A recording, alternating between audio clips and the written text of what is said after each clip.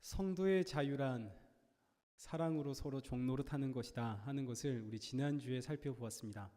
성도의 자유란 말 그대로 자유롭다 이것이 아니라 하나님의 법, 이 하나님의 통치 안에서 사랑으로 서로에게 종노릇하는 것이 성도의 자유다 하는 것을 우리가 살펴보았죠.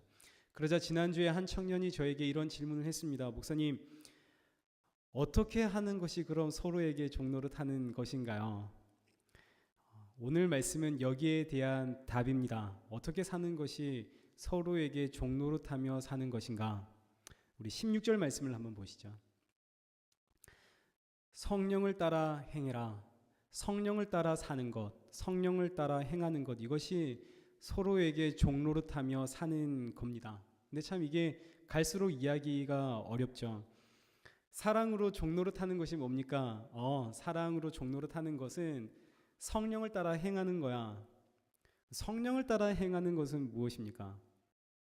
우리 16절에 일단 성령을 따라 사는 것, 성령을 따라 행하는 것이 무엇인지는 일단 잠시 뒤로 미뤄두고, 성령을 따라 살면 육체의 욕심을 이루지 않는다라고 성경이 기록하고 있습니다. 성령을 따라 살면 내 육체의 욕심을 따르지 않는다.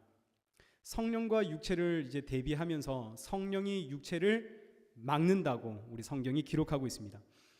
성령이 육체의 욕심을 막는다 하는 이 말씀의 의미는 단순히 성령 하나님께서 육체, 내 안에 있는 내 욕망과 욕심을 누르시는구나, 막으시는구나, 이런 가벼운 의미가 아니라, 성령이 육체의 욕심을 막는다라고 하는 것은 나에게 구원이 임했구나 라는 뜻입니다. 구원이 임했다는 뜻입니다. 이 말씀이 어떤 의미인가 하니 우리 창세기 2장 7절 말씀을 한번 보시죠. 하나님께서 사람을 창조하시는 장면이 등장하고 있습니다. 여호와 하나님이 사람을 창조하실 때 땅의 흙으로 사람을 빚으시고 생기를 그 코에 불어 넣으시니 사람이 생명이 되었습니다. 하나님이 사람을 창조하실 때 흙으로 사람을 지으신 후에 코에 생기를 불어넣는데, 이 생기라고 하는 이 단어가 숨, 호흡, 그리고 성령 하나님을 의미합니다. 하나님께서 사람의 코에 불어넣은 이 생기는 성령 하나님이라는 것이죠. 성령 하나님을 사람에게 불어넣었더니 사람이 생령이 되었습니다. 생령이라고 하는 것은 살아있는 존재라는 뜻입니다. 하나님께서 사람을 만드시고 그 코에다가 성령을 불어넣으셨더니 사람이 살아있는 존재가 되었다 하는 것이죠. 그래서 사람이 살아있는 존재가 되었다라는 의미는 하나님께서 사람에게 성령을 넣어주셨다라는 뜻입니다. 그리고 이 성령은 하나님의 어떤 힘, 이것이 아니라 영이신 하나님 그 자체이시죠. 하나님께서 사람 안에 들어오셨습니다. 이것이 살았다라는 뜻입니다. 그래서 이 말씀을 정리하면 사람은 성령 하나님과 동행해야만, 성령 하나님이 내 안에 계셔야만 그때 살아있는 존재가 된다라는 뜻입니다. 성령 하나님이 내 안에 계셔야만 우리는 살아있는 존재, 생명입니다. 그런데 아담과 하와가 하나님으로부터의 독립을 선언하게 되죠. 창세기 3장 5절입니다.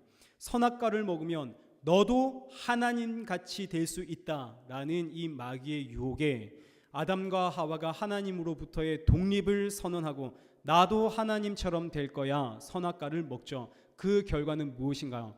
아담과 하와가 에덴 동산에서 쫓겨나고 생명나무에서 끊어집니다. 이 의미는 하나님으로부터 끊어졌다라는 뜻입니다. 하나님과의 단절. 이것을 창세기 6장 3절이 이렇게 표현하고 있습니다. 여호와께서 이르시되 나의 영이 영원히 사람과 함께 하지 아니하리니 이는 그들이 육신이 됨이라.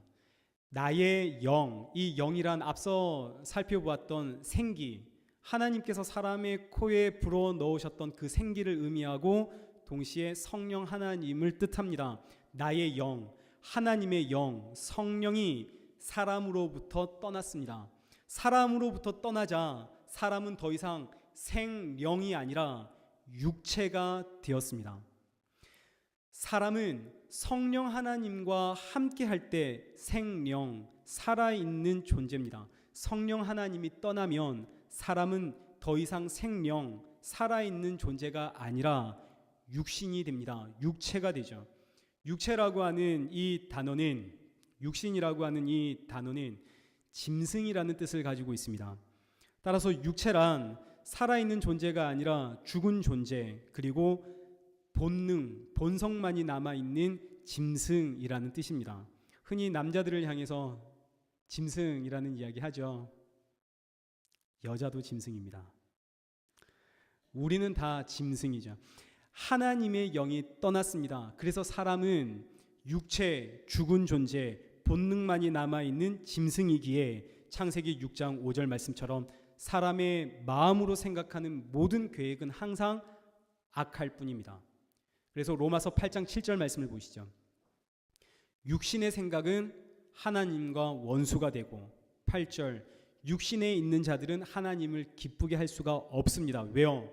성령님이 떠난 육신이기 때문에, 짐승이기 때문에. 그래서 하나님을 기쁘시게 할 수 없습니다. 그 마음의 생각과 계획이 자신을 향한 악할 뿐입니다. 그래서 육신에 있는 자들은 하나님과 원수요, 하나님을 기쁘게 할 수가 없는 것이죠. 그럼 성령이 떠난 이 육신의 생각, 이 육신의 생각은 어떤 생각일까요? 이것이 이제 오늘 본문 19절 이하에 기록되어 있는 말씀입니다. 육신, 짐승이라고 하죠. 짐승은 어떤 생각을 하는가? 19절 이하에 육체의 일은 분명하니, 육체의 일은 누가 봐도 명확하게 알 수 있다라는 뜻입니다. 어떤 일인가요? 음행, 더러운 것, 호색, 우상숭배, 주술, 원수 맺는 것, 분쟁, 시기, 분냄, 당짓는 것, 분열함, 이단, 투기, 술취함, 방탕함, 또 그와 같은 것들. 지금 성경이 대표적으로 15가지만 소개하고 있습니다. 물론 더 많죠. 로마서에 가면 21가지가 나오고, 또 성경 곳곳에 육체의 일들이 무엇인지 아주 많습니다. 그런데 갈라디아서는 15가지만 나열했고, 이 15가지는 크게 3가지로 묶을 수가 있습니다.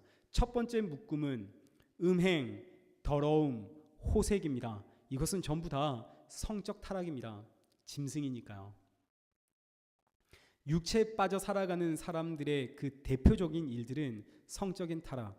음행이라고 하는 것은 부부가 아닌데 부부처럼 행하는 모든 것들은 다 음행입니다. 제가 청소년 청년들을 지도할 때 꼭 이런 질문 우리 학생들이 합니다. 스킨십을 어디까지 가능할까요? 스킨십 자체가 음행입니다.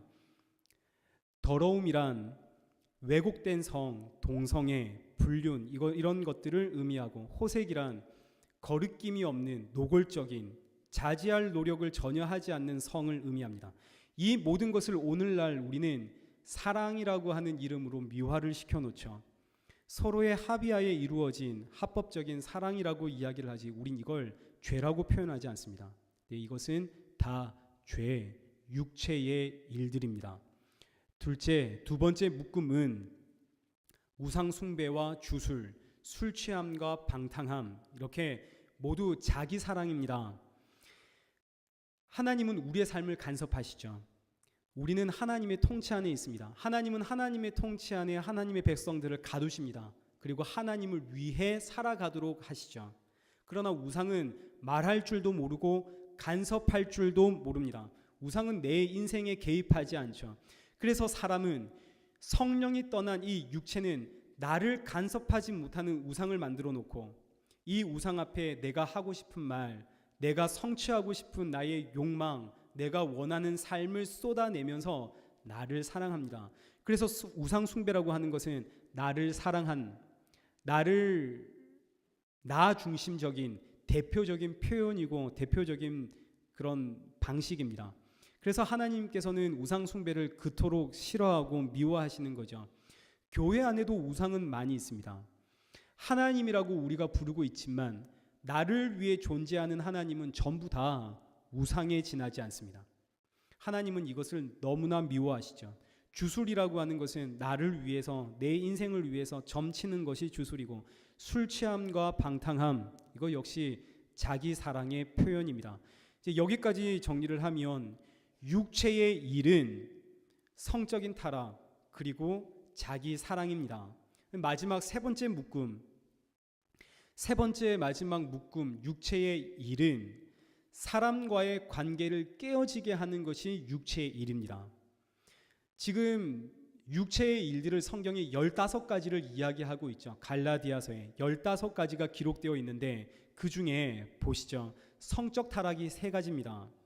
자기를 사랑하는 것이 4가지입니다. 나머지 8개는 다 사람과의 관계에 대한 내용입니다. 육체의 일은 사람과의 관계를 깨트립니다.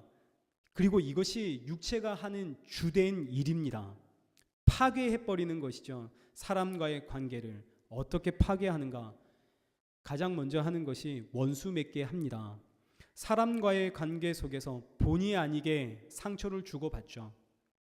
그런데 이것을 해소하려고 하지 않고 마음에 담아서 저기로 바꾸어 놓습니다. 이것이 원수 맺음입니다.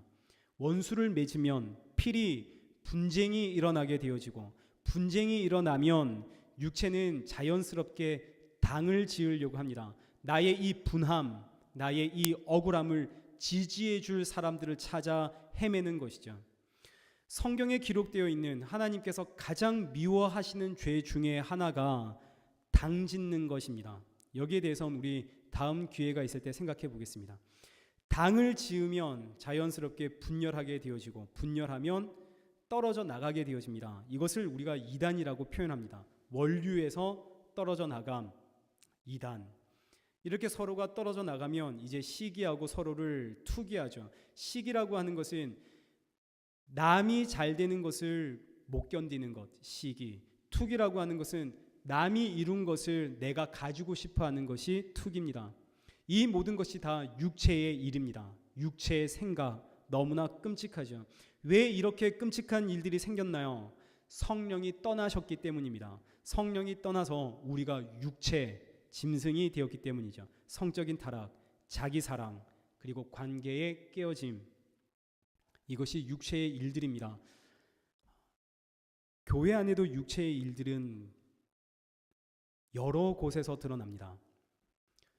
제가 주일학교를 할 때 주일학교 연말이 되면 시상을 합니다. 주일학교에선 연말 시상 상을 주는데 2가지의 특별한 상을 주죠. 하나는 전도상, 전도상 꼭 줍니다. 그리고 또 하나는 개근상 혹은 주보상이라고도 합니다. 52주 나누어 준 주보를 다 잘 모아오면 그것으로 상을 주는 거죠. 연말에 제가 주일학교 교사 회의를 하면서 모든 학생들에게 우리 다 똑같이 상을 주자라고 이야기를 했더니 선생님들이 안 된다 하셨습니다. 왜 안 될까요? 52주 열심히 교회에 나온 아이들, 그런데 그러지 못한 아이들 모두가 상을 똑같이 받으면 누가 기분 나쁠까요? 52주 열심히 교회에 나온 애들이 기분 나쁘겠죠. 상을 주는 의미가 없다. 그래서 반대하셨습니다. 그래도 다 줬으면 좋겠다라는 저의 매력에 우리 선생님들이 동의를 하셔서 그 해에 개근상이 없고 그날 출석한 모든 학생들에게 다 똑같이 상을 나눠줬습니다. 그러자 문제가 생겼죠. 52주 열심히 주보 모은 애들이 저에게 찾아와서 왜 주보상 안 주느냐고, 왜 개근상 안 주냐고 저에게 따지는 일이 벌어졌습니다. 그래서 제가 너의 그 가방 속에 들어가 있는 그 선물이 바로 주보상이고 개근상이야 라고 했더니 그럼 왜 저 아이랑 나랑 똑같냐고. 어떤 아이는 저에게 이런 식이면 교회 나오지 않겠다고 협박까지 하는 아이들이 생겼습니다.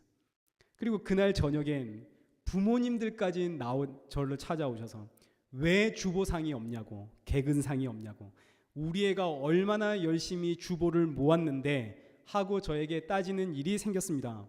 이것이 육체의 일입니다. 나만 생각하고 나만 사랑하는 거죠. 이거 공평하지 못하다라고 생각을 하는 겁니다.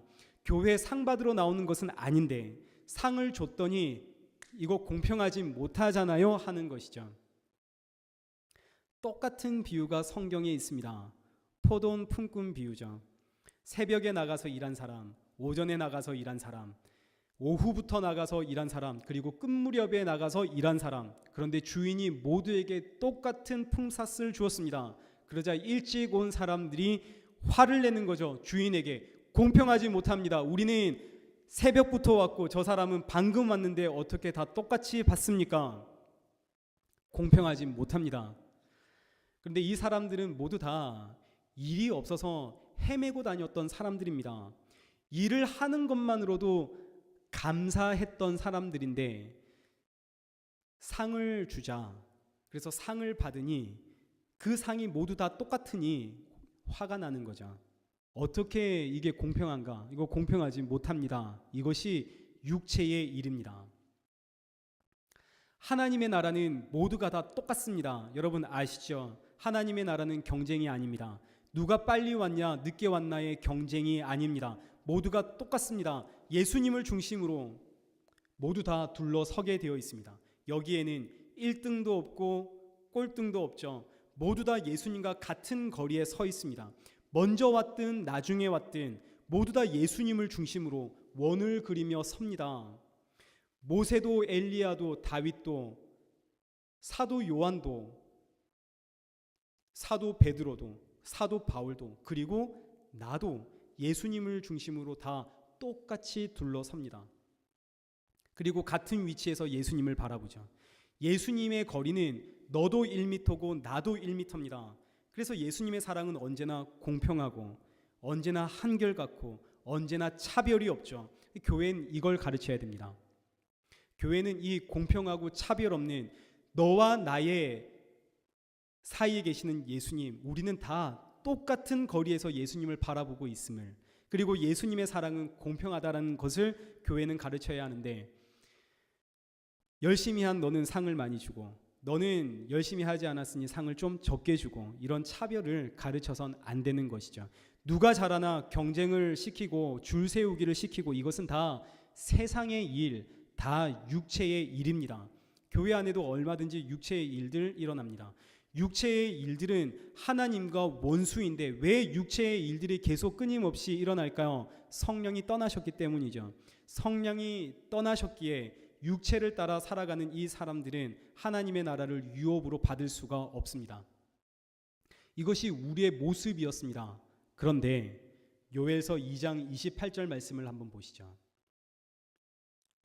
그 후에 내가 내 영을 만민에게 부어주리니, 만민이라고 하는 단어에 각주가 붙어 있습니다. 여러분의 성경을 보시면 각주가 붙어서 그 성경 하반절에 보시면 뭐라고 쓰여 있나요? 성경 덮으셨죠? 만민이라고 쓰여 있는데, 만민 그 밑에 각주 해놓고 성경 밑에 모든 육체라고 표현되어 있습니다. 모든 육체. 놀랍게도 하나님께서는 모든 육체에게 내 영을, 성령을 다시 부어주겠다라고 약속을 하셨습니다.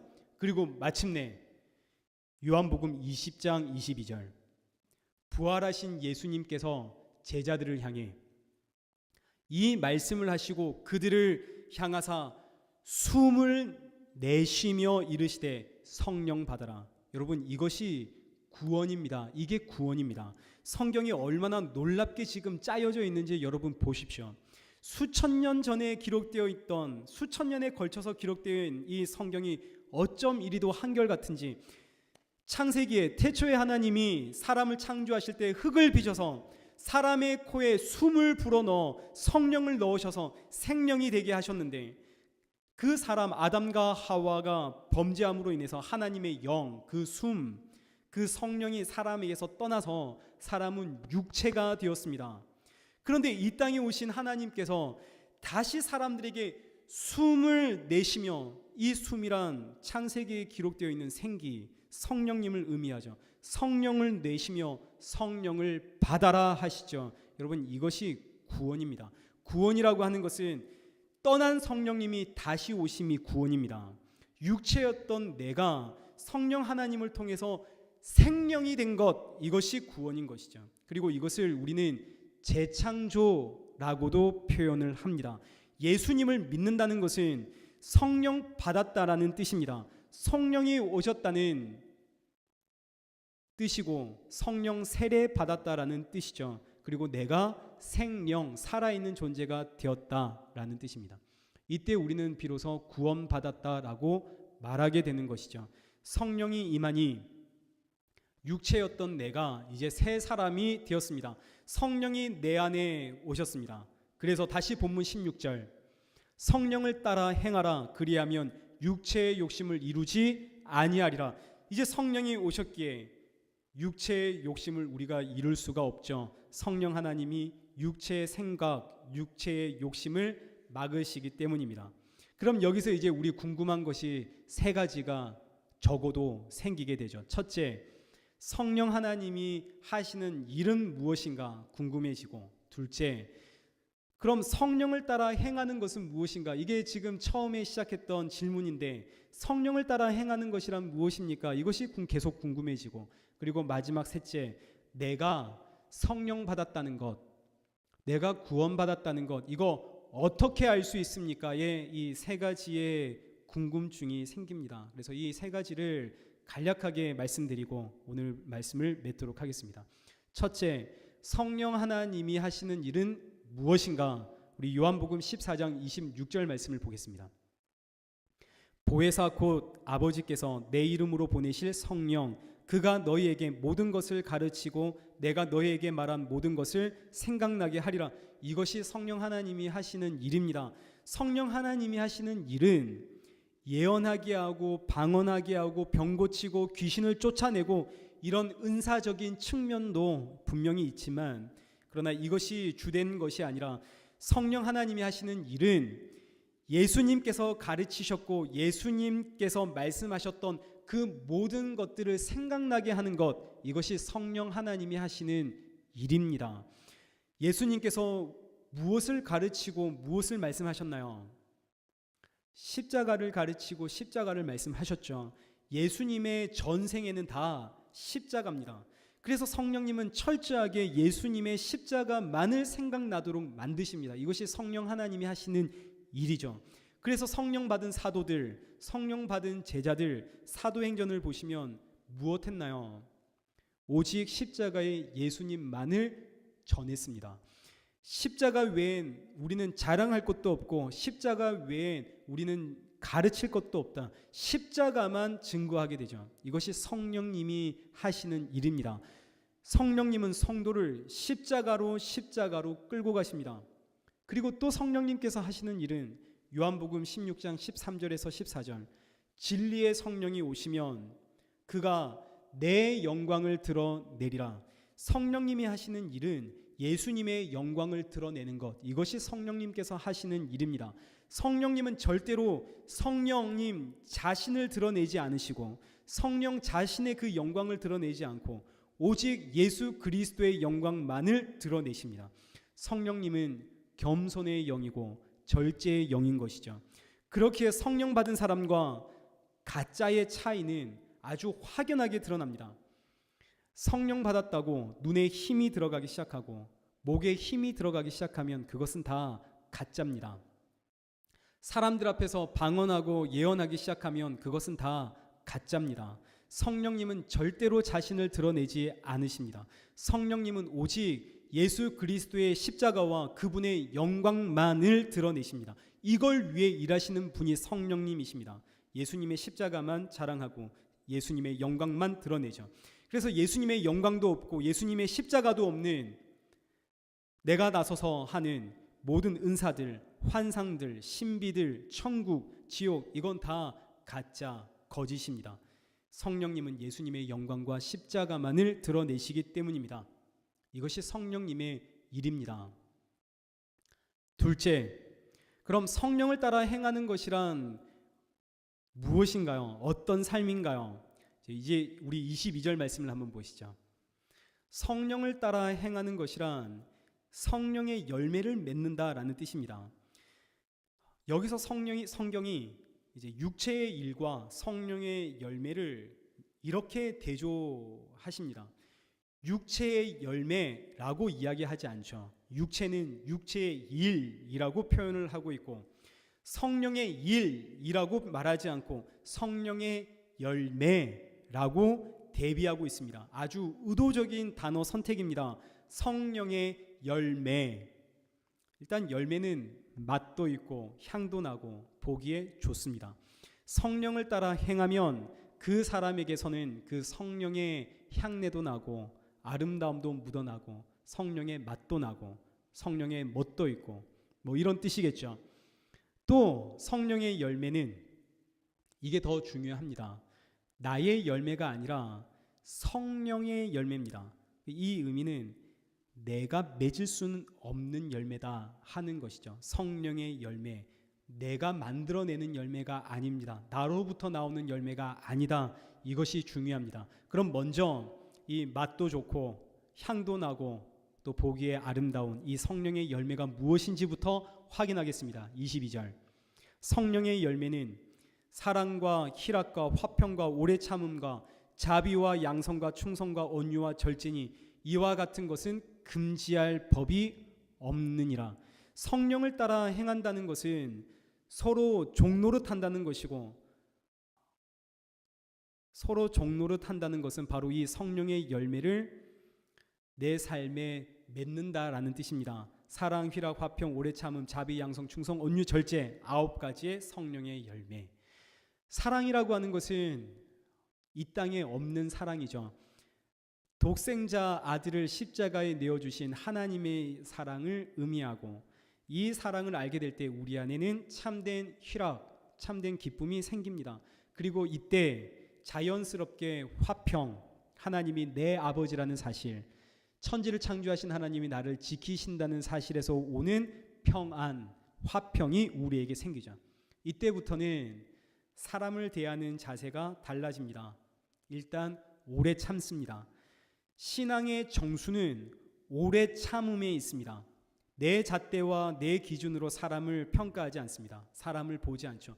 저 사람도 하나님의 사랑을 받고 있는 사람라는 관점에서 하나님이 저 사람을 사랑하시고 하나님이 저 사람을 참으시니 나도 참고 나도 사랑합니다. 이것이 오래 참음이죠. 사람들의 약함과 한계와 허물, 그걸 이해하고 오래 참습니다. 왜냐하면 나도 다를 바가 없기 때문이죠. 하나님이 나를 사랑하셨고 저를 사랑하셨기에 우리는 오래 참습니다. 이렇게 오래 참는 성도들에겐 자비가 생기죠. 자비의 눈, 따뜻한 눈으로 이웃을 바라보며 양선, 선을 행한다라는 뜻입니다. 이웃의 필요를 내가 채워준다는 것, 그리고 주를 향한 충성과 온유와 절제가 생깁니다. 이것이 성령의 열매입니다. 성령을 따라 행한다는 것은 이 성령의 열매가 내 삶에 맺혀진다는 것을 의미하고, 이 성령의 열매가 내 삶에 맺혀지는 것이 이웃을 향해 종노릇한다라는 의미입니다. 근데 문제는 이 성령의 열매는 내가 힘쓰고 애쓰고 노력한다고 해서 맺을 수 있는 나의 열매, 나의 노력의 결과가 아니라는 거죠. 성령의 열매들은 일단 내 안에는 없습니다. 내 안에 있는 사랑, 희락, 화평, 오래 참음, 자비, 양성, 충성, 온유, 절제, 이건 다 이미 오염되어 있습니다. 죄로. 따라서 성령의 열매는 내가 힘쓰고 애쓰고 노력해서 얻을 수 있는 열매가 아니라 말 그대로 성령님께서 맺혀주셔야만 맺을 수 있는 열매입니다. 성경에는 명령문이 있죠. 명령문을 보면 우리 이거 반드시 지켜야 된다라는 그런 굉장히 강한 압박감이 있습니다. 예를 들어서 오늘 본문 우리 13절과 16절 말씀 보시죠. 이거 다 명령문입니다. 서로 사랑으로 종노릇 해라. 명령문이죠. 하나님의 명령, 이 명령을 들으면 그래, 우리 종노릇 해야 되겠어. 너희는 성령을 따라 행해라. 이런 명령문을 접하면 순종해야지. 그래, 성령을 따라 행해야지. 그러면 어떻게 사는 것이 성령을 따라 사는 것일까라고 고민하게 되지만, 실상 성경이 말하고자 하는 것은, 명령문은 우리에게 어떤 반응을 요구하는 것이 아닙니다. 성령을 따라 행해라. 이것이 여러분 성령을 따라 그래 성령을 따라 행하자, 이런 반응을 요구하는 말씀이 아니라는 뜻을 여러분 아셔야 합니다. 흔히 성경에 기록되어 있는 하나님의 이 명령은 우리가 지켜야 돼라고 생각을 하지만 우리가 하나님의 이 명령, 하나님의 말씀을 우리가 지킬 수 있다면 애초에 예수님께서 이 땅에 오실 이유가 없습니다. 유대인들이 그토록 율법을 잘 지켜나가고 있다면 왜 예수님께서 오셔서 십자가에 달려 죽으십니까? 예수님께서 오실 이유가 없는 거죠. 하나님의 명령은 애초에 우리가 지킬 수 없는 명령입니다. 또 하나님이 그렇기 때문에 하나님의 명령은 우리에게 어떤 반응을 요구하는 것이 아닙니다. 이거 신앙의 아주 중요한 초석입니다. 태초에 하나님이 천지를 창조하셨을 때 이걸 생각해 보시죠. 하나님께서 창세기 1장을 보시면 제일 먼저 명령이 등장하죠. 태초에 하나님이 천지를 창조하실 때 빛이 있으라. 명령입니다. 빛이 있어라. 그랬더니 빛이 생기죠. 그럼 이때 이 빛이 어딘가에 숨어 있다가, 빛이라고 하는 존재가 어딘가에 숨어 있다가 하나님께서 빛이 있어라 여기에 라고 했더니 빛이 숨어 있다가 하나님의 말씀 내가 순종해야지 하고 빛이 짠 여기서 나타난 건가요? 순종해서 나타난 건가요? 아니면 빛이라고 하는 것은 존재하지 않는데 하나님이 명령하시니 빛이 생겼나요? 빛이 어디 숨어 있다가 순종해 나온 거 아니죠. 빛이 생겼습니다. 하나님의 명령은, 모든 명령은 이와 같습니다. 하나님의 명령은 없는 데서 있게 만드는 것이 하나님의 명령입니다. 무에서 유를 창조하는 것이 하나님의 명령입니다. 따라서 성령을 따라 행해라, 이 명령의 말씀은 나에게 성령을 따라 행하라는 나의 어떤 노력을 요구하는 말씀이 아니라 내 안에 없는데 있도록 만들어낸다라는 뜻입니다. 서로 종노릇해라, 이 의미는 서로 종노릇하는 나의 어떤 노력을 요구하는 것이 아니라 내 안에 없는데 있도록 만들어낸다라는 뜻입니다. 이것을 재창조라고 표현하는 것이죠. 내 안에는 없습니다. 성령을 따라 행해라, 내 안에는 없습니다. 그런데 하나님께서 만들어 넣으십니다. 이것이 명령입니다. 따라서 성령의 이 열매는 내가 힘쓰고 애써서 그래 한번 해보자, 그래 순종해보자 라고 해서 만들어지는 것이 아니라 예수님을 믿으면 누구에게나 자연스럽게 맺히게 되어져 있는 성령의 열매입니다. 성령께서 내 안에 있으면 자연스럽게 누구나 맺어지는 것이죠. 이렇게 맺어지는 성령의 열매는 그 무엇도 금지할 법이 없습니다. 이것을 이렇게 한번 생각해 보겠습니다. 땅에는 중력의 법칙이 있죠. 근데 비행기는 이 중력의 법칙을 무시하고 하늘을 날아오릅니다. 우리는 그동안 이 땅 육체에 묶여 매여 있었습니다. 그런데 어느 날 성령의 비행기가 와서 나를 이 성령의 비행기에 태운 다음에 하늘로 날아 올라가는 거죠. 비행기가 하늘로 날아 올라갈 때 우리 어떻게 해야 하나요? 안전벨트를 하고 등받이에 등을 기대고 이렇게 편안하게 앉아 있으면 됩니까? 나도 안전벨트를 풀고 비행기가 날아오를 때 안전벨트 풀고 나도 엉덩이 살짝 들고 이렇게 날아가는데 협조해야 하는 것 아닌가요? 같이 엉덩이 대고 앉아 있으면 땅에 떨어지지 않습니까? 그런 거 아니죠. 비행기가 날아갈 땐 그냥 거기 붙어 앉아 있으면 됩니다. 비행기가 저절로 하늘 날아가는 거죠. 땅도 하늘도 이 비행기를 막을 방법이 없습니다. 똑같은 뜻입니다. 성령의 열매는 내가 맺히는 것이 아닙니다. 성령이 임하면 절로 맺혀집니다. 그 무엇도 이것을 막을 방법이 없는 거죠. 종노릇하는 것이 무엇입니까? 성령님이 임하시면 절로 이루어지게 되어져 있습니다. 그럼 이제 마지막 셋째, 이제 분명 지금 뭔가 의문들이 계속 마음속에 있을 겁니다. 이제 셋째 들어보시면 풀리리라 생각됩니다. 셋째, 그럼 이제 지금 내가 성령 받았는지 안 받았는지 우리 어떻게 알 수 있습니까? 오늘 본문에서는 성령 받았음의 증거를 갈등에 있다라고 표현하고 있습니다. 갈등. 우리 17절 말씀을 보시죠. 우리 17절은 함께 한 목소리로 읽도록 하겠습니다. 시작. 육체의 소욕은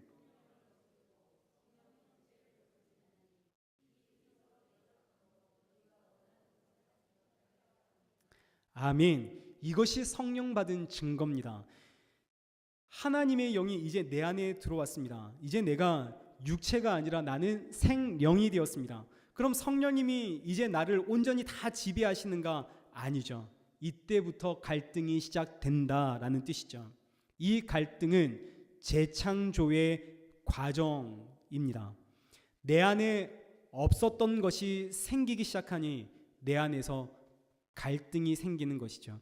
하나님께서 사람을 창조하실 때는 그저 말씀으로만 창조하신 것이 아니라 흙으로 사람을 손수 빚어서 만들었습니다.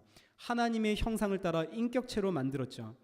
그리고 성령 하나님을 넣어서 생령이 되게 하셨습니다. 죄로 인해서 성령님이 떠나셨죠. 사람은 이제 육체가 되었고 육체 속에서 살아가고 있습니다. 육체 안에서 살아갈 때는 갈등이라는 건 존재하지 않습니다. 예수님 믿기 전엔 무슨 갈등이 있나요? 아무런 갈등이 없죠. 술에 취해도 내 안엔 아무런 갈등이 없습니다. 사람들에게 미안할 뿐 하나님께 미안한 것 전혀 없죠. 술 취해도 갈등이 없죠. 나를 위해 사는 것 아무런 갈등이 없습니다. 물론 나를 위해 살다가 이웃들에게 피해를 주니 좀 양심의 거리낌은 있지만 나를 위해 사는 것이 하나님께 어떤 그런 것 전혀 없죠. 아무런 하나님과의 아무런 갈등이 없습니다. 분내고 당을 짓고 원수를 맺는 것 역시 아무런 갈등이 없습니다. 하나님과 아무런 갈등이 없다는 뜻입니다. 사람과는 갈등이 있겠죠. 당연히 원수를 맺었고 분을 내고 당을 짓고 사람과의 관계는 분명 갈등이 있겠죠. 하나님과는 아무런 문제가 없죠. 갈등이라는 것이 있을 이유가 없습니다. 그런데 이렇게 육체 가운데 살아가던 나에게 예수님이 오셨고 성령이 오셨습니다. 이때부터는 갈등이 시작됩니다. 성령님께서 육체로 살아가던 나를 그냥 두지 않으시기 때문입니다. 이제는 술 취하면 하나님 앞에서 갈등이 생기는 것이죠. 그동안 내 안에 없었던 내가 한 번도 상상해 보지 못했던 선한 것들이 내 안에 들어오기 시작했습니다. 이것이 영적 전쟁입니다. 육체를 살아가던 내 안에 성령이 들어오셔서 성령의 열매를 맺으려고 하시니 내 육체가 비명을 지르죠. 이렇게는 못 살겠다고. 이것이 내가 예수님을 믿는다는 증거, 이것이 내가 성령 받았다라는 증거입니다. 갈등, 성도에게는 편안한 삶이라는 것 존재하지 않습니다. 내 마음껏 내가 원하는 것 마음껏 하면서 살아가는 삶이란 성도에겐 존재하지 않습니다. 성도에겐 늘 언제나 갈등이 있습니다. 하나님 앞에서의 갈등이죠. 성도는 편안한 삶을 기대하면서 예수님을 믿는 것이 아니라 하나밖에 없는 이 생명의 길, 이 좁은 길을 걸어가며 오늘도 갈등하고 내일도 갈등하고 끊임없이 갈등하며 살아가는 것이 성도의 삶입니다. 이것이 내가 예수님을 믿는다는 증거, 성령 받았다는 증거인 것이죠. 그래서 성도의 삶은 때때로 이렇게는 내가 도저히 못 살겠다. 내 육체가 비명을 지르면서 때로는 분을 쏟아내고 울분을 쏟아내지만 그러나 또 돌아서면 하나님 앞에서 그럼에도 불구하고 하나님 앞에 서기 위한 갈등을 하며 살아갑니다. 그래서 우리 사도 바울의 고백을 한번 보시죠. 로마서 7장 21절 말씀입니다. 그러므로 내가 한 법을 깨달았노니 곧 선을 행하기 원하는 나에게 악이 함께 있는 것이라. 내 속 사람으로는 하나님의 법을 즐거워하되 내 지체 속에서 한 다른 법이 내 마음의 법과 싸워 내 지체 속에 있는 죄의 법으로 나를 사로잡는 것을 보는도다. 오라, 나는 공고한 사람이로다. 이 사망의 몸에서 누가 나를 건져내랴. 우리 주 예수 그리스도로 말미암아 하나님께 감사하리로다. 그런즉 내 자신이 마음으로는 하나님의 법을, 육신으로는 죄의 법을 섬기노라. 사도 바울조차 육신과 그리고 성령 사이에서 갈등하며 살았습니다. 죄의 법에 사로잡혀 있는 자신을 보았죠. 육신에 사로잡혀 있는 자신을 보았습니다. 그래서 마음으로는 하나님의 법을 너무 사랑하고 너무 좋은데, 그러나 나의 이 육신은 죄의 법에 사로잡혀 있더라. 그래서 하나님께서 사도 바울을 어떻게 연단시키시냐면 아주 험하게 연단시키는 거죠. 육체와 성령 사이의 갈등, 성령이 이길 수밖에 없습니다. 성령 하나님이 내 고집보다 약할 리가 없죠. 성령 하나님은 내 고집을 꺾으시고 항상 이기십니다. 반드시 내 고집 꺾으시고 성령의 열매를 맺게 하시죠. 그런데 이 고집을 꺾으시는 과정, 이 갈등 속에서 성령님이 승리하시는 이 과정 속에는 그야말로 아픔이 있습니다. 육체 속에 지배당했던 사도 바울, 하나님께서 어떻게 다루셨는지 사도 바울이 이렇게 고백을 하는 겁니다. 고린도후서 1장 8절에서 9절 보시죠. 이것이 오늘 저와 여러분의 삶의 현장이기 때문에 우리 함께 읽도록 하겠습니다. 시작.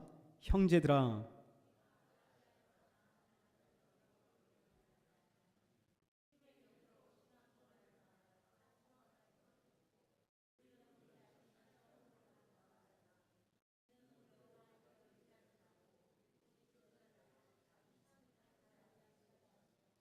아멘. 이것이 성도의 삶이요 성도의 길이요, 갈등하는 성도의 삶을 꺾으시고 성령의 열매를 맺어가시는 재창조의 과정입니다.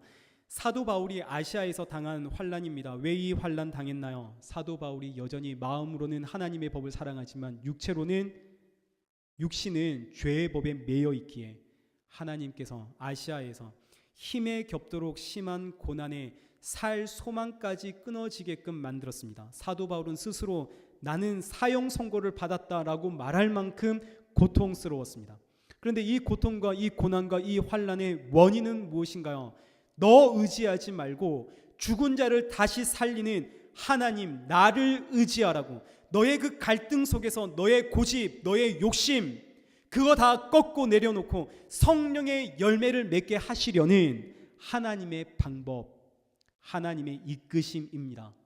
갈등은 예수님을 믿는다는, 성령 받았다는 우리 성도의 증거이고, 성령을 따라 산다는 것은 반드시 이 코스로 인도함을 받는다는 뜻이죠. 이 코스가 어떤 코스인가요?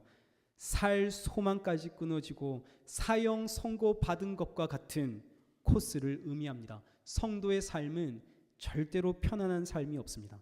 성도의 삶이 편안하다, 행복하다, 그건 다 가짜입니다. 그런 삶이란 성도에게 없습니다. 이 땅에서 살아가는 성도의 삶은 편안하지 않습니다.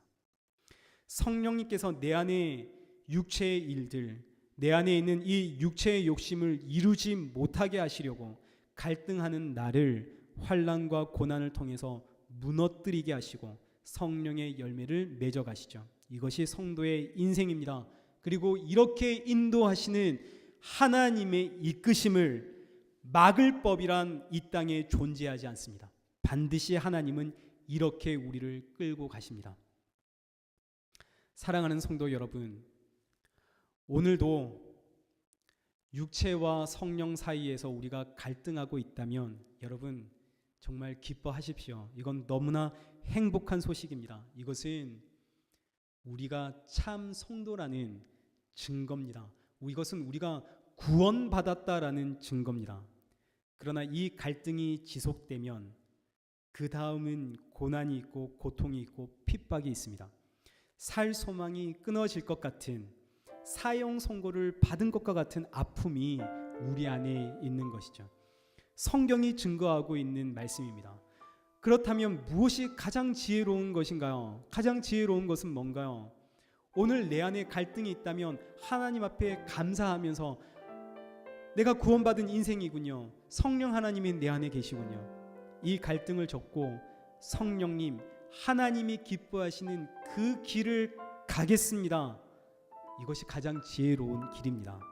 여러분 어차피 가야 할 길입니다. 우리 지난주에 말씀드렸던 것처럼 하나님이 나를 부르신 목적이 여기에 있습니다. 나를 이렇게 끌고 가시는 거죠. 성령의 열매를 맺게 하시려고요. 어차피 일로 끌고 가십니다. 버티면 버틸수록 우리만 아프죠. 하나님은 우리를 포기하지 않고 이리로 밀어붙이시기 때문입니다. 너의 가야 할 길이 여기다.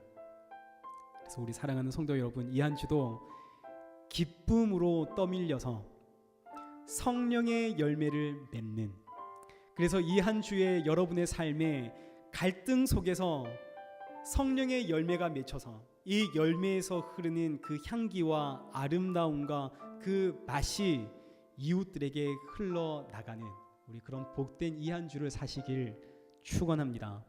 우리 함께 찬양하겠습니다. 우리 성령이 오셨네. 우리 함께 찬양하시고 기도의 자리로 나아가겠습니다.